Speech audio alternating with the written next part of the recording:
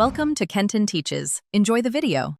You begin by launching Wallpaper Engine and confirming both monitors are detected. You need that before assigning any wallpaper. Once done, check Windows display settings to verify monitor positions and identify number labels so you assign correct screens. Make sure Wallpaper Engine runs with sufficient permissions if you plan to use videos or GPU-accelerated effects. Running as administrator prevents access errors.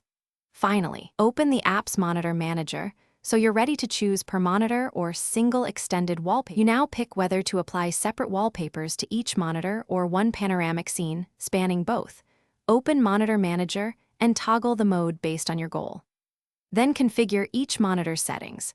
Select resolution matching the display, set an FPS cap to balance visuals and performance, and choose a power profile for battery or desktop use.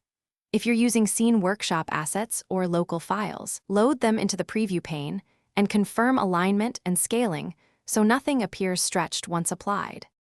You finish by applying the chosen wallpapers and saving a profile so you can quickly switch layouts later. This keeps your setup reproducible.